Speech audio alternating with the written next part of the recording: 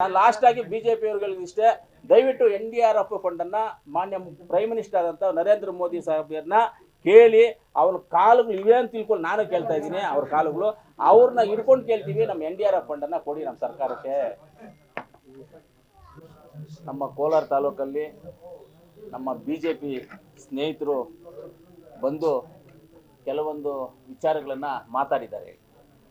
ಏನು ಮಾತಾಡಿದ್ದಾರೆ? ಸರ್ಕಾರ ಆಡಳಿತ ಸರಿ ಇಲ್ಲ, ಬರರಿಗೆ ಬರ ಇರೋದ್ರಿಂದ ಸರಿಯಾಗಿ ದುಡ್ಡು ಕೊಡ್ತಾ ಇಲ್ಲ, ಏನೂ ಇಲ್ಲ ಅಂತ ಹೇಳ್ತಾ ಇದ್ದಾರೆ.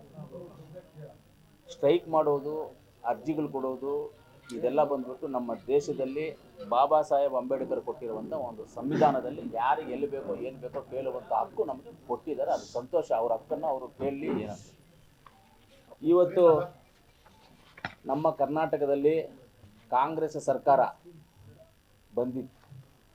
ಬಂದಾದ ಮೇಲೆ ಇವತ್ತು ಕಾಂಗ್ರೆಸ್ ಸರ್ಕಾರದ ವತಿಯಿಂದ ನಮ್ಮ ಒಂದು ಜಿಲ್ಲೆಯಲ್ಲಿ ಇವರು ಸ್ಟ್ರೈಕ್ ಮಾಡ್ತಾ ಇರಬೇಕು. ನಮ್ಮನ್ನು ಕೇಳಿದ್ರು, ಏನು ಸ್ಟ್ರೈಕು, ಏನು ಸಮಾಚಾರ, ಏನು ಅಂತ. ನಮ್ಮ ಬ್ಲಾಕ್ ಅಧ್ಯಕ್ಷರಿಗೆ ಹೇಳಿದೆ, ಬಮ್ಮಣ್ಣ ಬಾಣ, ನಾವು ಮಾತಾಡಬೇಕು, ಪ್ರೆಸ್ ಮೀಟ್ ಮಾಡಬೇಕು ಅಂತ ಹೇಳಿ ಕಳಿಸಿದೆ ನಾನು. ಇವತ್ತು ನಮ್ಮ ಸರ್ಕಾರ ಬಂದ ಮೇಲೆ 5 ಗ್ಯಾರಂಟಿಗಳನ್ನು ನಾವು ಚಾಲ್ತಿಗೆ ತಂದಿದ್ದೀವಿ. 5 ಗ್ಯಾರಂಟಿಗಳು ಚಾಲ್ತಿಯಲ್ಲಿ ಹೋಗ್ತಾ ಇದ್ದಾವೆ. ಯಾವುದೇ ಆಗಲಿ ನಮಗಿಲ್ಲ. 1 ತಿಂಗಳೊಂದು ಈ ಥರ ನಾವು ಒಂದು ಸ್ವಲ್ಪ ಟೈಮ್ ತೊಗೊಂಡು ಎಲ್ಲವನ್ನು ಚಾಲ್ತಿಗೆ ತೊಗೊಂಡು ಬಂದಿದ್ದೀವಿ. 100 ಕೋಟಿ ಜನ ಇವತ್ತು ನಮ್ಮ KSRTC ಬಸ್ಸುಗಳಲ್ಲಿ ಓಡಾಡ್ತಾ ಇದ್ದಾರೆ. KSRTC ಸಂಸ್ಥೆಗೂ ಲಾಭ ಬಂದಿದೆ. ನಮ್ಮಲ್ಲಿ ಯಾವುದೇ ದುಡ್ಡಿನ ಕೊರತೆ ಏನೂ ಇಲ್ಲ. ನೀವು ನೋಡ್ತಾ ಇರ್ಬೋದು, ದುಡ್ಡಿನ ಕೊರತೆ ಏನಾದರೂ ಇದೆಯಾ ಅಂತ. ಬ್ರಿಡ್ಜ್ಗಳಾಗವು ಹಾಕ್ತಾನೆ ಇದ್ದಾವೆ. ಇವತ್ತು ನಮ್ಮ ಇಲ್ಲಿ ಬೊಂಬು ಬಜಾರ್ ರೋಡ್ ಹಾಕ್ಸಿದ್ವಿ. ಆ ಕಡೆ ನಾವು ಇವತ್ತು ನಿಮ್ಮ ಪ್ರೆಸ್ ಕ್ಲಬ್ ಮುಂದೆ ರೋಡ್ ಹಾಕ್ಸಿದ್ವಿ. ನೋಡಿದ್ದೀರಾ ನೀವು, ಸಾಕ್ಷಿ ಅದಕ್ಕೆ. ನಿಮ್ಮ ಪ್ರೆಸ್ ಕ್ಲಬ್ ಅವರೇ, ನೀವೇ ಸಾಕ್ಷಿ, ನಾವೇನಿಲ್ಲ. ಎಷ್ಟು ವರ್ಷಗಳಿಂದ ಅದು ಖಾಲಿ ಇತ್ತು ಸರ್, ಆಗದಂಗಿತ್ತ, ಅದನ್ನು ಮಾಡಿಸಿದ್ವಿ. ಅದು ಆ ಫಂಡ್ಸು ಯಾವುದು ಅಂದರೆ ಮೈನ್ಸ್ ಫಂಡಿಂದ ಹಾಕ್ಸಿದ್ವಿ. ಎಮರ್ಜೆನ್ಸಿ ಆ ರೋಡ್ ಕೆಟ್ಟೋಗಿದೆ, ತುಂಬ ಓಡಾಡುವಂಥದ್ದು ಅಂತ mines fund, mines agency company ನಮ್ಮ ರಾಯಲ್ಟಿ ಬರುತ್ತಲ್ಲ, ಆ ರಾಯಲ್ಟಿ ಫಂಡಿಂದ ಅದರಿಂದ ನಾವು ಅಲ್ಲಿ ಆ ರೋಡನ್ನು ಹಾಕ್ಸಿದ್ವಿ. ಅಭಿವೃದ್ಧಿ ವಿಚಾರದಲ್ಲಿ ಯಾವುದೂ ನಾವು ಕಾಂಪ್ರಮೈಸ್ ಇಲ್ಲ. ಅದರ ಕ್ವಾಲಿಟಿನೂ ಕರೆಕ್ಟಾಗಿ ಮಾಡ್ತಾ ಇದ್ದೀವಿ. ಕ್ವಾಲಿಟಿ ಕರೆಕ್ಟಾಗಿ ಮಾಡ್ತಾ ಇರೋದಕ್ಕೆ ಏನು ಕಾರಣ ಅಂತಂದರೆ ಪರ್ಸೆಂಟೇಜ್ಗಳು ಇಂಥದ್ದು ಯಾವುದು ನಮ್ಮ ಹತ್ರ ಇರೋದ್ರಿಂದ ಕ್ವಾಲಿಟಿನೂ ಅವರು ಚೆನ್ನಾಗಿ ಮಾಡ್ತಾ ಇದ್ದಾರೆ. ಈ ಥರ ಕಾಂಗ್ರೆಸ್ ಸರ್ಕಾರ ಬಂದ ಮೇಲೆ ಅಭಿವೃದ್ಧಿ ವಿಚಾರದಲ್ಲಿ ನಾವೆಲ್ಲೂ ಹಿಂದೆ ಹೋಗಿಲ್ಲ. ಅಭಿವೃದ್ಧಿ ವಿಚಾರದಲ್ಲಿ ಮುಂದೆ ಹೋಗಿದ್ದೀವಿ. ಜನಗಳಿಗೆ ಎಲ್ಲವನ್ನು ನಾವು ಏನು ಸರ್ಕಾರದಲ್ಲಿ ನಾವು ಗ್ಯಾರಂಟಿಗಳನ್ನು ಇಂಪ್ಲಿಮೆಂಟ್ ಮಾಡ್ಕೊಂಡು ಬರ್ತಾ ಇದ್ದೀವಿ. ನಮ್ಮ ಸ್ನೇಹಿತರು ಇವತ್ತು ಬಂದು BJPಯವರು ಏನು ಹೇಳಿದ್ದಾರೆ, ಸರ್ಕಾರ ಏನು ಕೊಡ್ತಾ ಇಲ್ಲ, ಏನು ಮಾಡ್ತಾ ಇಲ್ಲ ಅಂತ ಹೇಳಿದ್ದಾರೆ.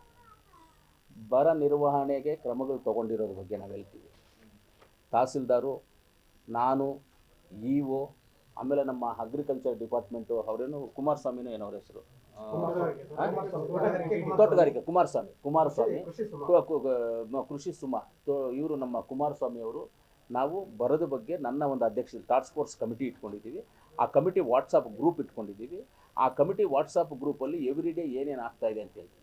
ನಾಳೆ ಬೆಳಗ್ಗೆ ನಮಗೇನಾದರೂ ಸರ್ಕಾರದಿಂದ ಆದೇಶ, ಇಂಥ ಜಾಗದಲ್ಲಿ ನೀವು ಗೋಶಾಲೆ ತೆಗಿಬೇಕು ಅಂತ ನಾಳೆ ಬೆಳಗ್ಗೆ ಹೇಳಿದ್ರೆ, ನಾಳೆ ಸಾಯಂಕಾಲ, ಬೆಳಗ್ಗೆ 10 ಗಂಟೆಗೆ ಹೇಳಿದ್ರೆ ಸಾಯಂಕಾಲ 5 ಗಂಟೆ ಒಳಗಡೆ ಗೋಶಾಲೆ ತೆಗೆಯುವಷ್ಟು ಪ್ರೋಸೆಸ್ ಮಾಡಿ ನಾವು ರೆಡಿಯಾಗಿದ್ದೀವಿ.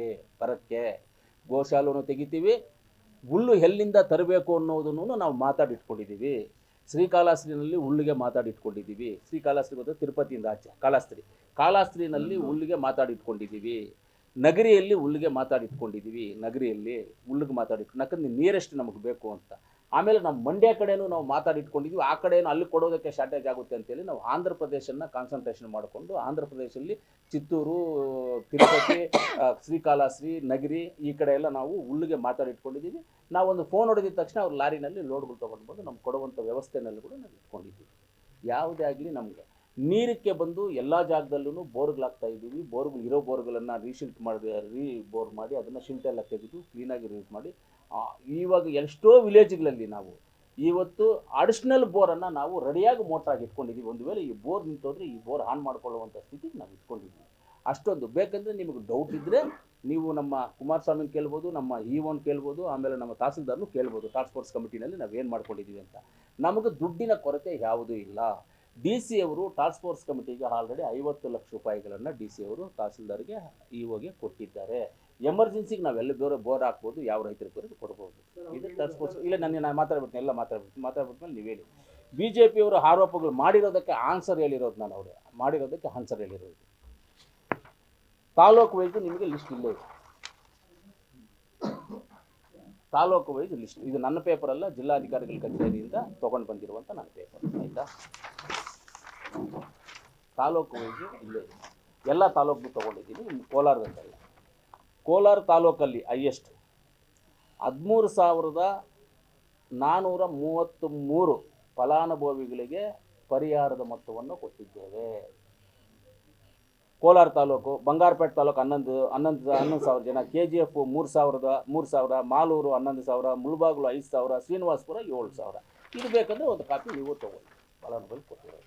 ನಾನು ಒಂದೊಂದು ಮಾತ್ರ BJP ಅವ್ರನ್ನ ನಾನು ಬೈಯೋದಕ್ಕೆ ಬಂದಿಲ್ಲ, ನಾನು ಇವತ್ತು ಅವ್ರನ್ನ ರಿಕ್ವೆಸ್ಟ್ ಮಾಡೋಕ್ಕೆ ಬಂದಿದ್ದೀನಿ. BJP ಅವ್ರನ್ನ ದಯವಿಟ್ಟು ನಾನು ಹೇಳ್ತೀನಿ, ಆರ್ ಅಶೋಕ್ ಅವ್ರಿಗೂ ನಮ್ಮ ಇವರು ಏನು ನಮ್ಮ ಸಿದ್ದರಾಮಣ್ಣ ಮೇಲೆ ನಮ್ಮ ಮೇಲೆ ಆರೋಪಗಳು ಮಾಡಿದ್ದಾರೆ, ನೀವು ರಿಸೈನ್ ಮಾಡಬೇಕು ಅಂತ ಹೇಳಿದ್ದಾರೆ ಅನ್ನೋದನ್ನು, ನಿಮ್ಮ ಸರ್ಕಾರ ಆಡಳಿತ ಯಾವ ರೀತಿಯಲ್ಲಿ ನಡೀತು ಅನ್ನೋದನ್ನು ಈ ಸರ್ಕಾರ, ಈ ರಾಜ್ಯಕ್ಕೆ ಗೊತ್ತಿದೆ, ಈ ಜನಗಳಿಗೆ ಎಲ್ಲರಿಗೂ ಗೊತ್ತಿದೆ, ನಮಗೂ ಗೊತ್ತಿದೆ, ಎಲ್ರಿಗೂ ಗೊತ್ತಿದೆ. ಆದರೆ ಮುಖ್ಯಮಂತ್ರಿಗಳು ಮೊನ್ನೆ 1 ತಿಂಗಳು 2 ತಿಂಗಳು ಹಿಂದುಗಡೆ ಹೋಗಿ ಪ್ರಧಾನಮಂತ್ರಿಯವ್ರನ್ನ ಮೀಟ್ ಮಾಡಿದ್ದು ನಿಜಾನ ರಾಜೇಂದ್ರ ಸರ್?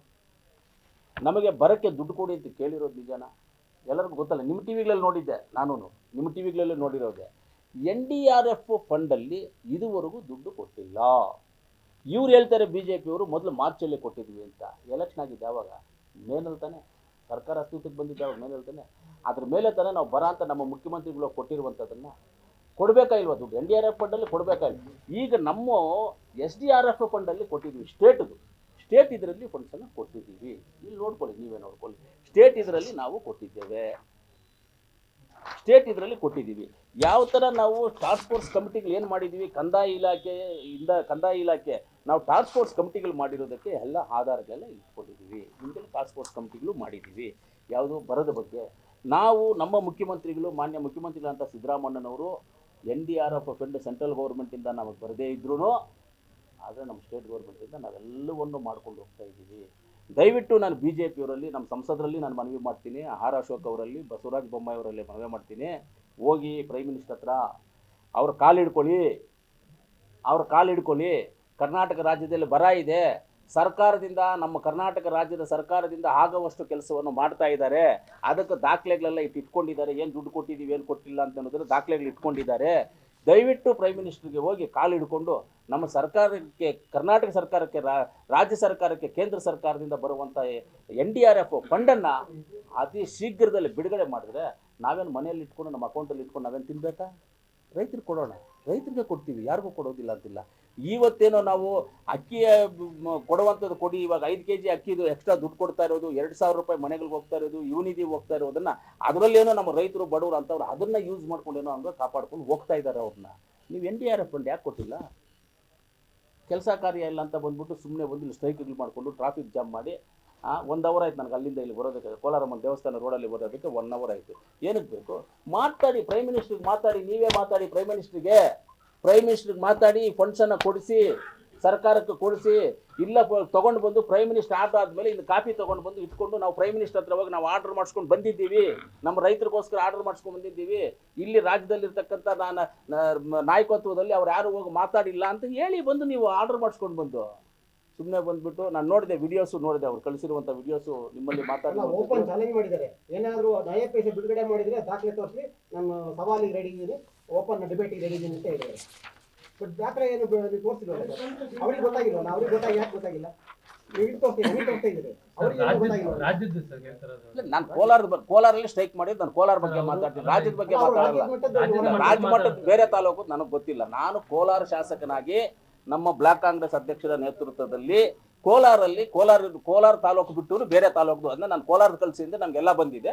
ನೀವು ಬೇಕಂದ್ರೆ ನೋಡ್ಕೊಳ್ಳಿ, ಇಲ್ಲ ನೀವೇ ಪೇಪರ್ ನೀವೇ ಇಟ್ಕೊಳ್ಳಿ. ಮುಖ್ಯಮಂತ್ರಿ ಕೊಟ್ಟರು ಇವತ್ತು 2,000 ರೂಪಾಯಿ ಚೆಕ್ ವಾಪಸ್ಸು ನಾವೇ ಕೊಡ್ತಾ ಇದೀವಿ, ನಿಮಗೆ ಕೊಡ್ಲಿಕ್ಕೆ ಯೋಗ್ಯತೆ ಇಲ್ಲ, ನಾವೇ ಕೊಡ್ತಾ ಇದೀವಿ ಅಂತ 2,000 ರೂಪಾಯಿ ಚೆಕ್ ಓಪನ್ ಆಗಿ ನಮ್ಮ ಕೊಳ್ಳಿ. ಇವಾಗ ನಾನು ಒಂದೇ ಒಂದು ಹೇಳ್ತೀನಿ, ಯಾರು ಹೇಳಿದ್ದು ಯೋಗ್ಯತೆ ಇಲ್ಲ ಅಂತ? ಯಾರು ಮಾತಾಡಿದ್ದು? ಅಶೋಕ್ ಅವ್ರಿಗೆ ಯೋಗ್ಯತೆ ಇದ್ರೆ, ಆರ್ ಅಶೋಕ್ ಅವ್ರಿಗೆ ಒಂದು ದೊಡ್ಡ ಮನುಷ್ಯ ಯೋಗ್ಯತೆ ಇದ್ದರೆ ಪ್ರೈಮ್ ಮಿನಿಸ್ಟರ್ ಕಾಲು ಹಿಡ್ಕೊಂಡು NDRF ಫಂಡಲ್ಲಿ ನಮ್ಮ ರಾಜ್ಯಕ್ಕೆ ನಮ್ಮ ಮುಖ್ಯಮಂತ್ರಿಗಳು ಮನವಿ ಮಾಡಿರುವಂಥದ್ದನ್ನು ರಿಲೀಸ್ ಮಾಡಿಸ್ಕೊಳ್ಳೋ ಬರೋಂಥ ವ್ಯಕ್ತಿ ನಿನ್ನ ಶಕ್ತಿ ಇದ್ದರೆ ಮಾಡಿಸ್ಕೊಂಡು ಬಾ. ಅದನ್ನು ಮಾಡಿಸ್ಕೊಂಡು ಬಂದರೆ ಬೇರೆ ಏನಕ್ಕೆ ಮಾತಾಡ್ತೀಯ? ನಾನು ದಾಖಲೆ ಇಲ್ಲದೆ ಮಾತಾಡ್ತಾ ಇಲ್ಲ, ನಾನು ದಾಖಲೆ ಇಟ್ಕೊಂಡು ಮಾತಾಡ್ತಾ ಇದ್ದೀನಿ, ಫಂಡ್ಸ್ ರಿಲೀಸ್ ಆಗಿರೋದೀನಿ. ನಾನು ತೋರಿಸ್ತಾ ಇದ್ದೀನಿ ನೋಡ್ರಪ್ಪ ಡಾಕ್ಯುಮೆಂಟ್.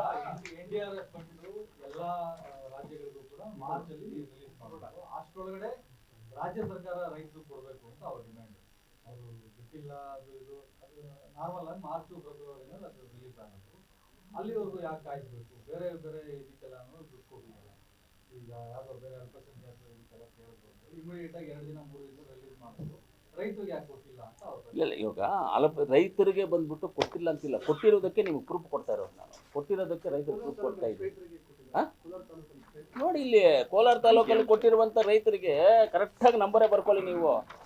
ಕೋಲಾರ ತಾಲೂಕದು 13,433 ಫಲಾನುಭವಿಗಳು, ಅಮೌಂಟು 2,33,54,601 ಖಾತೆಗೆ ಹೋಗಿದ್ಯಾ? ಹೋಗಿರೋದೇ ಸರ್. ಇದು ಬಿಡುಗಡೆ ಮಾಡಿದ್ರೆ ಖಾತೆಗೆ ಹೋಗಿದ್ದು. ಬಿಡುಗಡೆ ಮಾಡಿರೋದು ಖಾತೆಗಳಿಗೆ ಹೋಗಿರೋದು. ಖಾತೆಗೆ ಹೋಗಿದ್ದು. ಹೌದು ಹೋಗಿರೋದೆ. ಟೋಟಲ್ ಲಿಸ್ಟ್ ಮಾಡಿರೋದು 105 ಕೋಟಿ ಸರ್. ಟೋಟಲ್ ಬರೀ 2 ಕೋಟಿ ಅಂತ. ಯಾವುದು? ಟೋಟಲ್ 105 ಕೋಟಿ ಕೊಡಬೇಕು ಕೋಲಾರ ಪರಿಹಾರಕ್ಕೆ. ಹಾಂ, ಟೋಟಲ್ ನಮ್ಮ ರಾಜ್ಯಕ್ಕೆ 105 ಕೋಟಿ ಕೊಡಬೇಕು ಅಂತ. ಕೋಲಾರ ಜಿಲ್ಲೆಗೆ ಮಾತ್ರ 2 ಕೋಟಿ ಕೊಡಬೇಕು. ನಾನು ತಾಲೂಕು ಹೇಳಿದ್ದೀನಿ, ಜಿಲ್ಲೆದೆಲ್ಲ ಇಲ್ಲಿದೆ, ಜಿಲ್ಲೆದೆಲ್ಲ ಇದೆ.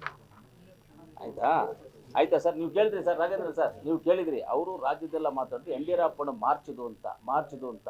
ನಾವೇನು ಸುಮ್ಮನೆ ಇಲ್ಲ, ನಾವು ಕೊಡ್ತಾ ಇದ್ದೀವಿ. ನಿಮ್ಮದು ತರೋದು ಇವಾಗ ಎಮರ್ಜೆನ್ಸಿ ಇದೆ, ನೀವು ಯಾಕೆ ಅದಕ್ಕೆ ವೆಯ್ಟ್ ಮಾಡ್ತಾ ಇದ್ದೀರಾ? ಕೊಡಿ ಅಂತ ಹೇಳ್ತಾ ಇದ್ದೀರಲ್ಲ, ಎಮರ್ಜೆನ್ಸಿ ಇದೆಯಪ್ಪ, ನೀವು ತಂದು ಕೊಡಿ, ನಾವೇನು ಬೇಡ ಅಂತ ಇದ್ದೀವಾ? ಸೆಂಟ್ರಲ್ ಗೌರ್ಮೆಂಟಾಗಿ ಬರುವಂಥ NDRF ಫಂಡ್ಸನ್ನು ಕೊಡಿ, ನಾವು ಕೊಡ್ತೀವಿ. ಇಲ್ಲ ನೀವೇ ತೊಗೊಂಡು ಬಂದು ಲೆಟ್ರ್ ತೋರಿಸಿ, ನಾವು ತೊಗೊಂಡು ಬಂದಿದ್ದೀವಿ ಅಂತ ತೋರಿಸಿ. ಬಿಜೆಪಿ ಗವರ್ನಮೆಂಟ್ ಇದ್ದಾಗ ನಾವು ಫಂಡ್ ಕಾಯ್ತಾ ಇರಲಿಲ್ಲ. ಫಸ್ಟ್ ನಾವು ಕೊಟ್ಬಿಟ್ಟು ಆಮೇಲೆ ತಗೊಂತಾ ಇದ್ದೀವಿ. ಇಲ್ಲ ಇಲ್ಲ ನಾವು ಎಲ್ಲ ಲಿಸ್ಟ್ ಮಾಡ್ತಾ ಇದ್ದೀವಿ, ಆಲ್ರೆಡಿ ಮಾಡ್ತಾ ಇದ್ದೀವಿ, ಎಲ್ಲ ಆಗಿದೆ, ಎಲ್ಲ ಮಾಡಿದ್ದೀವಿ. ಬರಪೀಡಿತ ಪ್ರದೇಶಗಳಿಗೆ ಏನು ನೀರಿಂದು, ಮೇವಿಂದು 2,000 ರೂಪಾಯಿ ಏನು ಇವಾಗ ರೈತರಿಗೆ ನಷ್ಟ ಆಗಿರೋದಕ್ಕೆ ಕೊಡ್ತೀವಿ ಅಂತ ಹೇಳಿರೋದು ಎಲ್ಲವನ್ನೂ ಮಾಡಿದ್ದೀವಿ. ಮಾಡದೆ ಏನೂ ಇಲ್ಲ. ಆರ್ಥಿಕವಾಗಿ ದಿವಾಳಿ ಆಗಿದೆ ಸರ್ಕಾರ. ಸರ್ಕಾರದ ಹತ್ರ 105 ಕೋಟಿ ಕೊಡೋದಕ್ಕೆ ಕಾಸಿಲ್ಲ. ಯಾವುದು ಆರ್ಥಿಕವಾಗಿ? ದಿವಾಳಿ ಒಂದು ಮಾತ್ರ ಜ್ಞಾಪಕ ಇಟ್ಕೊಳ್ಳಿ, ಈ ಭಾರತ ದೇಶ ಯಾವತ್ತೂ ದಿವಾಳಿ ಆಗುವಂಥ ಚಾನ್ಸಸ್ಸೇ ಬರೋದಿಲ್ಲ. ಆ ಥರ ಸಿಚುವೇಶನ್ ಇಲ್ಲ. ಅಂಥ ಸಿಚುವೇಶನ್ ಬರೋದಂತೂ 100ಕ್ಕೆ 100 ಭಾಗ ಇಲ್ಲ. ಅಂಥ ಸಿಚುವೇಶನ್ ಬಂದರೆ ನಮ್ಮ ರತನ್ ಟಾಟಾ ಇಂಥವರೆಲ್ಲ ದೊಡ್ಡವರು ಅವರೆಲ್ಲ ನಮ್ಮ ದೇಶನ ಕಾಪಾಡ್ತಾರೆ. ತೊಂದರೆ ಕರ್ನಾಟಕ ಬರೋದೇ ಇಲ್ಲ. ಇಂಡಿಯಾದಲ್ಲಿ ಸೆಕೆಂಡ್ ಹೈಯೆಸ್ಟ್ GST ಕಟ್ಟೋದು ಕರ್ನಾಟಕ ರೀ. ಸೆಕೆಂಡ್ ಹೈಯೆಸ್ಟ್ GST ಕಟ್ಟೋದು ಕರ್ನಾಟಕ. ಹೆಂಗ್ ದಿವಾಳಿ ಆಗುತ್ತೆ? ಸೋಮವಾರಿ ಸಿಎಂ ಅಂತ ಹೇಳ್ತಾರೆ ಸರ್. ಯಾರು? ಎಲ್ಲ ಸೋಮೇರಿಗಳು ಯಾರಾಗಿದ್ರು ಅಂತ ಗೊತ್ತು ಎಲ್ಲ ಜನಕ್ಕೆ. 2022ರಿಂದ ಆಚೆಗೆ 2022ರಿಂದ ಯಾರು ಸೋಮಾರಿಗಳಾಗಿದ್ರು, ಯಾರ್ಯಾರು ಮನೆಗಳಲ್ಲಿ ಕೂತ್ಕೊಂಡು ಎಣ್ಣೆ ಹೊಡ್ಕೊಂಡಿದ್ರು, ಯಾರ್ಯಾರು ಎಲ್ಲೆಲ್ಲಿ ಇದ್ರು ಅಂತ ನನಗೆಲ್ಲ ಡೀಟೇಲ್ ಇದೆ. ನನ್ನ ಹತ್ರ ಮಾಹಿತಿಗಳು ಇಟ್ಕೊಂಡಿದ್ದೀವಿ. ಮಾತಾಡೋಕೆ ಹೋದ್ರೆ ಹರಾಜು ಆಗ್ತೀನಿ ನಾನು. ನನ್ನ ಮುಂದೆ ನಡೆದಿರುವಂಥದ್ದು ಎಷ್ಟೋ ಇದ್ದಾವೆ, ನನ್ನ ಮುಂದೆ ನಡೆದಿರ್ತಕ್ಕಂಥದ್ದು ಎಷ್ಟೋ ಇದ್ದಾವೆ. ಅದೆಲ್ಲ ಮಾತಾಡಬೇಕಾಗುತ್ತೆ, ಬೇಡ. ಎಣ್ಣೆ ಮಾರಿದ ದುಡ್ಡ? ಯಾವ ದುಡ್ಡು? ಯಾರು ನೋಡಿದ್ರು? ಯಾರಾದ್ರೂ ನೋಡಿದಾರಾ? ಹೌದು, ಎಕ್ಸೈಸ್ ಡಿಪಾರ್ಟ್ಮೆಂಟ್ ರೇಟ್ ಜಾಸ್ತಿ ಮಾಡಿದ್ವಿ, ದುಡ್ಡು ಬಂದಿದೆ, ಟ್ಯಾಕ್ಸು ಬಂದಿದೆ, ನಮ್ಗೆಲ್ಲ ರೀತಿ. ಗಂಡನಿಗೆ ಕುಡಿಲಿಕ್ಕೆ ಮಾಡ್ತಾರೆ, ಅದ್ರ ಸಂಜೆ ಹೊತ್ತಿಗೆ ಹೆಂಡತಿಗೆ ಹಾಕ್ತಾರೆ ಖಾತೆಗೆ, ಅದನ್ನ ದುಡ್ಡು ತಗೊಂಡು ಅಂತ. ಇಲ್ಲ, ಅದು ಅವ್ರ ಪರ್ಸನಲ್ಲು. ಗಂಡನಿಗೆ ಹೆಂಡತಿಗೆ 2,000 ಕೊಟ್ಟಾಗ ಗಂಡ ಹೋಗ್ಬಿಟ್ಟು ಬಾರಲ್ಲಿ ಕೊಳ್ಳಿ, ಎಲ್ಲನ್ನ ಕೊಳ್ಳಿ, ಅದಕ್ಕೂ ನಮಗೂ ಸಂಬಂಧ ಇಲ್ಲ. ಕೊಡೋದು ನಮ್ಮ ಜವಾಬ್ದಾರಿ. ಬುದ್ಧಿವಾಗಿ ನೀವು ಜೀವನ ಮಾಡಿ ನಾವು ಕೊಡ್ತೀವಿ. ಅವ್ರು ತಪ್ಪು ಮಾಡ್ಕೊಂಡ್ರೆ ನಾವು ಅದ್ರ ಜವಾಬ್ದಾರರಲ್ಲ ಅದಕ್ಕೆ. ಆದರೆ ಇವತ್ತು BJP ಅವರು ಏನು ಆರೋಪ ಮಾಡಿದ್ದಾರೆ, ಆ ಆರೋಪವನ್ನು ನಾವು ತಿರಸ್ಕರಣೆ ಮಾಡ್ತೀವಿ. ನಮ್ಮ ಸರ್ಕಾರ ಸುಭಿಕ್ಷವಾಗಿದೆ. ನಾವು ರೈತರನ್ನಾಗ್ಬೋದು, ಬಿಸ್ನೆಸ್ ಮ್ಯಾನ್ಸ್ ಆಗ್ಬೋದು, ಇಂಡಸ್ಟ್ರಿಲ್ ಅವ್ರನ್ನಾಗ್ಬೋದು, ಎಲ್ಲವನ್ನು ನಾವು ಒಳ್ಳೆಯದಾಗಿ ಮಾಡ್ಕೊಂಡು ಹೋಗ್ತಾ ಇದ್ದೀವಿ. ಎಲ್ಲ ರೀತಿಯಲ್ಲಿ ಕರೆಕ್ಟಾಗಿದೆ. ಇವತ್ತು ನಮ್ಮ ವೇಮಗಲ್ ನರಸಾಪುರಕ್ಕೆ 5 5 ಸ್ಟಾರ್ ಹೋಟ್ಲ್ ಬರುತ್ತೆ. 5 5 ಸ್ಟಾರ್ ಹೋಟ್ಲ್ ನಾನು ರಿಕ್ವೆಸ್ಟ್ ಮಾಡಿ ತರಿಸ್ತಾ ಇದ್ದೀನಿ. 5 ಸ್ಟಾರ್ ಹೋಟ್ಲ್ ಕಟ್ರಪ್ಪ, ನಮ್ಮಲ್ಲಿ ಇಂಡಸ್ಟ್ರಿಯಲ್ ಏರಿಯಾ ದೊಡ್ಡದಿದೆ ಅಂತ ಹೇಳ್ಬಿಟ್ಟು 5 5 ಸ್ಟಾರ್ ಹೋಟೆಲ್ಗಳನ್ನು ತರಿಸ್ತಾ ಇದ್ದೀವಿ. ಅದಕ್ಕೆ ಯಾರು ಕನ್ಸ್ಟ್ರಕ್ಷನ್ ಮಾಡೋರು, ಯಾರು, ಏನು, ಹೆಂಗೆ, ಎಲ್ಲವನ್ನೂ ಮಾಡ್ತಾ ಇದ್ದೀವಿ. ಹಂಗೆ ಬೆಳೀತಾ ಇರುವಂಥ ನಮ್ಮ ಕೋಲಾರ ತಾಲೂಕಿದೆ. ಹಂಗೆ ಬೆಳೀತಾ ಇರೋದು. ಏನು ಅವ್ರು ಹೇಳ್ತಾ ಇದ್ದಾರಲ್ಲ, ನೀವು ಹೇಳಿದ್ರಲ್ಲ ಈಗ, ಆ ಮಾತುಗಳು ಯಾವುದೂ ಇಲ್ಲ. ಸರ್ಕಾರ ಸುಭಿಕ್ಷವಾಗಿದೆ. ಸರ್ಕಾರದಲ್ಲಿ ದುಡ್ಡು ಇದೆ. ನಮ್ಮ ಹತ್ರ ಸರ್ಕಾರದಲ್ಲಿ ಎಲ್ಲ ದುಡ್ಡಿಲ್ಲ ಅಂತ ಹೇಳ್ತಾರೆ. ಯಾರು ಹೇಳಿದ್ದು ದುಡ್ಡಿಲ್ಲ ಅಂತ? ನೋಡಿದ್ದಾರೆ ಯಾರಾದ್ರು ದುಡ್ಡಿಲ್ಲ ಅಂತ? ಯಾರು? ಅವರು ದಾಖಲೆ ಕೊಟ್ಟಿದ್ದಾರೆ ನಿಮ್ಗೆ? ಏನಾದ್ರು ನಾನು ಕೊಟ್ಟಂಗೆ ಏನಾದ್ರು ಒಂದು ಪೇಪರನ್ನು ಕೊಟ್ಟರಾ? ಅದು ಬಾಯಲ್ಲಿ ಹೇಳ್ಬಿಟ್ಟು ಹೋಗ್ಬಿಡೋದು, ಗಾಲಿಗೆ ಹೇಳ್ಬಿಟ್ಟು ಹೋಗ್ಬಿಡೋದು. ನೋಡಿ, ನಾನು ಒಂದೇ ಹೊಲ್ತು ಹೇಳ್ತೀನಿ, ಲಾಸ್ಟಾಗಿ ನಿಮಗೆ ಎಲ್ಲರೂ ರಿಕ್ವೆಸ್ಟ್ ಮಾಡಿ, BJP ಅವರು ಹೇಳೋ ಮಾತುಗಳು ನೀರು ಮೇಲೆ ಬರೆಯೋದು ಎರಡೂ ಒಂದೇ. BJP ಅವರು ಹೇಳೋ ಮಾತುಗಳು ನೀರು ಮೇಲೆ ಬರೆಯೋದು ಎರಡೂ ಒಂದೇ. ಇವ್ರ ಮಾತುಗಳು ದಯವಿಟ್ಟು ಅವ್ರನ್ನ ಬಿಟ್ಬಿಡಿ. ನಾವೇನಾದರೂ ಅಭಿವೃದ್ಧಿ ಮಾಡಿಲ್ಲ, ಇದು ಮಾಡಿಲ್ಲ. ಕೆಲವರು ನಮ್ಮ ಲೀಡರ್ಸ್ ಮನೆಯೆಲ್ಲ ನನ್ನನ್ನೇ ಕೇಳ್ತಾ ಇದ್ರು, ನೀನು ಕರೆಕ್ಟಾಗಿ ಬರ್ತಾ ಇಲ್ಲ ಅಂತ. ನಿಮ್ಮ ಪತ್ರಕರ್ತರಲ್ಲೇ ನಾನು ಕೇಳ್ತೀನಿ, ನಾನು ಕೋಲಾರಲ್ಲಿ ಇಲ್ಲದೇ ಇರೋ ದಿವಸ ಯಾವತ್ತು? ತಿಂಗಳಲ್ಲಿ 20 ದಿವಸದಿಂದ 25 ದಿವಸ ಕೋಲಾರಲ್ಲೇ ಇದ್ದೀನಿ ನಾನು. ಮನೆಯಲ್ಲಿ ಇರ್ತೀನಿ, ಗೆಸ್ಟ್ ಹೌಸಲ್ಲಿ. ಕಾಣಿಸ್ಬೇಕು ಅಂತ ಹೇಳಿದ್ರೆ ರೋಡಲ್ಲಿ ಬಂದುಬಿಟ್ಟು ನಾನು ಕೂತ್ಕೊಂಡು ತಬಲ ಹೊಡ್ಕೊಂಡು ಕೂತ್ಕೊಳ್ಳ. ಎಲ್ಲರಿಗೂ ಕಾಣಿಸೋದಕ್ಕೆ ತಬಲ ಹೊಡ್ಕೊಂಡು ಕೂತ್ಕೊಳ್ಳೋಕ್ಕಾಗಲ್ಲ. ನೀನು ಬರ್ತೀಯ ಅಂತ ನಿನ್ನ ಕಾಯಕ್ಕಾಗೋದಿಲ್ಲ ನಾನು. ನಾನು ಇರ್ತೀನಿ, ಎಲ್ಲೋ ಫೋನ್ ಮಾಡಬೇಕು, ಮಾತಾಡಬೇಕು, ಇಲ್ಲ ಪಿ ಎಗಳಿದ್ದಾರೆ, ಯಾರಿದ್ದಾರೆ, ಯಾರನ್ನಾದ್ರೂ ಹೇಳ್ತಾರೆ, ಇಲ್ಲಿ ಗೆಸ್ಟ್ ಹೌಸಲ್ಲಿ ಇರ್ತೀನಿ, ಆಫೀಸಲ್ಲಿ ಇರ್ತೀನಿ, ಇಲ್ಲೇ ಲೋಕಲಲ್ಲಿ ಫಂಕ್ಷನ್ಸ್ಗೆಲ್ಲ ಓಡಾಡ್ತಾ ಇರ್ತೀನಿ ನಾನು ಎಲ್ಲಿಗೂ ಇರ್ತಾವೆ, ನಾವು ಕೆಲಸ ಮಾಡ್ತಾನೇ ಇದ್ದೀವಿ. ನಾನು ಆಕ್ಟಿವ್ ಆಗಿ ಓಡಾಡುವಷ್ಟು ನಾನು ಇದು ಮಾಡೋಷ್ಟಿಲ್ಲ. ನಾವಂತೂ ಒಂದನ್ನು ಹೇಳ್ತೀವಿ, ಜಿಲ್ಲೆ ಬಗ್ಗೆ ನಾನು ಮಾತಾಡಲ್ಲ, ಕೋಲಾರ ತಾಲೂಕಿನ ಬಗ್ಗೆ ಇನ್ಕ್ಲೂಡಿಂಗ್ ನಮ್ಮ 3 ಹೋಬಳಿ, ಪುತ್ತೂರು, ಓಲೂರು, ಸುಗಟೂರು ಹೋಬಳಿ ಸೇರಿಸ್ಕೊಂಡು ಮಾತಾಡ್ತೀವಿ. ಯಾಕಂದರೆ ತಾಲೂಕು ನಮ್ಮ ಅಂಡರ್ಗೆ ಬರುತ್ತೆ. ಅಸೆಂಬ್ಲಿ ಕಾನ್ಸ್ಟಿಟ್ಯೂನ್ಸಿ ಶ್ರೀನಿವಾಸಪುರಕ್ಕೆ 2 ಹೋಬಳಿ ಹೋಗ್ಬೋದು, ಬಂಗಾರಪೇಟೆಗೆ ಒಂದು ಅಸೆಂಬ್ಲಿ ಕಾನ್ಸ್ಟಿಟ್ಯೂನ್ಸಿ 1 ಹೋಬಳಿ ಹೋಗ್ಬೋದು. ಆದ್ರೂ ನಾನು ಅದನ್ನು ಸೇರಿಸ್ಕೊಂಡು ಹೇಳ್ತೀನಿ, ಇಲ್ಲಿರ್ತಕ್ಕಂಥ ರೈತರಿಗಾಗ್ಬೋದು, ಯಾರಿಗೆ ಆಗ್ಬೋದು, ಏನೇ ಕರೆಂಟ್ ಆಗಲಿ, ನೀರಿನ ಸಮಸ್ಯೆ ಆಗಲಿ, ರೈತರಿಗೆ ಮೇವಿಗಾಗಲಿ, ಈ ಫಂಡ್ಸ್ ಇವತ್ತು 2,000 ರೂಪಾಯಿ ಇನ್ನೂ ಬರಬೇಕು, ಇನ್ನೂ ಬ್ಯಾಲೆನ್ಸ್ ಇಲ್ಲಿದ್ದಾವೆ, ಅದನ್ನೆಲ್ಲ ಹಾಕ್ಸೋವಂಥ ಜವಾಬ್ದಾರಿ ತಗೊಂಡು ಖಂಡಿತವಾಗ್ಲೂ ನಾನು ಮುಖ್ಯಮಂತ್ರಿಗಳ ಹತ್ರ ಕೂತ್ಕೊಂಡು ಮಾತಾಡ್ತೀವಿ. BJP ಅವರಿಗೆ ನಾನು ಇನ್ನೊಂದು ಒಂದು ಹೆಜ್ಜೆ ಮುಂದೆ ಹೋಗಿ ಹೇಳ್ತೀನಿ, ಅವ್ರಿಗೆ ಎಚ್ಚರಿಕೆಯನ್ನು ಕೊಡ್ತೀವಿ. ನಾವು ಸುಮ್ಮನೆ ಇಲ್ಲದೇ ಇರೋ ಮಾತುಗಳೆಲ್ಲ ಮಾತಾಡಿ, ಇವಾಗ ನೀವು ಹೇಳಿದ್ರಲ್ಲ, ಆ ಮಾತುಗಳಲ್ಲಿ ಹೇಳೋಕ್ಕೂ ನನಗೆ ಬಯಲಲ್ಲ. ಹಂಗೆಲ್ಲ ಹೇಳಿದ್ರೆ ಮಾತ್ರ ನಾವು ಸುಮ್ಮನೆ ಇರೋದಿಲ್ಲ. ನಾವು ಮಾತಾಡಿದ್ರೆ ಆಮೇಲೆ ಬೇರೆ ಥರ ಎಲ್ಲ ಆಗೋಗ್ಬಿಡುತ್ತೆ. ಅಂದರೆ ಅವ್ರದ್ದು ವಿಚಾರಗಳು ನನ್ನ ಹತ್ರ ಇದ್ದಾವೆ, ಯಾರ್ಯಾರು ಏನೇನು ಮಾತಾಡಿದ್ದಾರೆ, ನನ್ನ ಮುಂದೆ ಡಿಸ್ಕಷನ್ ಆಗಿರುವಂಥ ವಿಚಾರಗಳೆಲ್ಲ ನನ್ನ ಹತ್ರ ಇದ್ದಾವೆ. ಅದನ್ನೆಲ್ಲ ನಾನು ಹೇಳ್ಬೇಕಾಗ್ತದೆ. ಆಮೇಲೆ ಅದನ್ನೆಲ್ಲ ನಾನು ಹೇಳಿದ್ರೆ ಬೇರೆ ಥರ ಆಗುತ್ತೆ.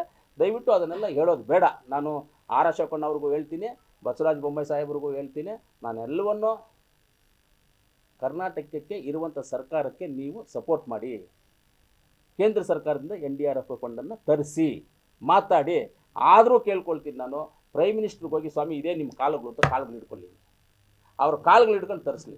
ಇಲ್ಲ ನಿಮ್ಗೆ ಆಗಲ್ವಾ, ನಮ್ಮನ್ನು ಕರ್ಕೊಂಡಾಗ ಅವ್ರ ಕಾಲುಗಳು ನಾವು ಹಿಡ್ಕೊಂಡು ನಮ್ಮ ರೈತರಿಗೋಸ್ಕರ ಕಾಲು ಹಿಡಿದು ಇದೇ ನಿಮ್ಮ ಕಾಲುಗಳು ಅಂದ್ಕೊಂಡು ನಾನೇ ಹೋಗ್ಬಿಡ್ಬೇಕಂದ್ರೆ ಪ್ರೈಮ್ ಮಿನಿಸ್ಟರ್ ಹತ್ರ ಇವ್ರ ಜೊತೆಯಲ್ಲಿ ಹೋಗ್ಬಿಟ್ಟು ಕೇಳ್ತೀನಿ, ನಮ್ಮ NDRF ಫಂಡ್ ಕೊಡಿ, ನಮ್ಮ ರೈತರನ್ನ ಕಾಪಾಡಿ ಅಂತ ಹೇಳ್ತೀನಿ. ಅದು ನಮ್ಮ ಶಕ್ತಿಗಿಂತೂ ಮೀರಿ ಕರ್ನಾಟಕ ಸರ್ಕಾರ, ನಮ್ಮ ಸಿದ್ದರಾಮಣ್ಣ ಅವರು ರೈತರನ್ನ ಕಾಪಾಡ್ತಾ ಇದ್ದೀವಿ. ಏನು ಸಮಸ್ಯೆ ಇಲ್ಲ. ಮೇಜರ್ ಆಗಿ ಒಂದು ಸಮುದಾಯನ ಓಲೈಕೆ ಮಾಡೋದಕ್ಕೆ ಈ ಕಾಂಗ್ರೆಸ್ ಸರ್ಕಾರ ಹೊರಟಿದೆ. ರಾಮ ಮತ್ತೆ ಹನುಮನ್ ಮೇಲೆ ಬಿದ್ದಿದ್ದಾರೆ ಅವರು ಅನ್ನೋದೊಂದು ಆರೋಪ ಮಾಡಿದ್ರು. ಇಲ್ಲ, ಒಂದು ಸಮುದಾಯಕ್ಕಂದ್ರೆ ಇವಾಗ ಒಂದೇ ಸಮುದಾಯಕ್ಕೆ ಏನಾದ್ರು MLA ಟಿಕೆಟ್ಗಳು ಕೊಟ್ಟೇನಾದ್ರು ಮಾಡಿದ್ರ? ಎಲ್ಲ ಸಮುದಾಯಗಳಿಗೂ ಕೊಟ್ಟವರಲ್ಲ. ಅನುದಾನ ಬಿಡುಗಡೆ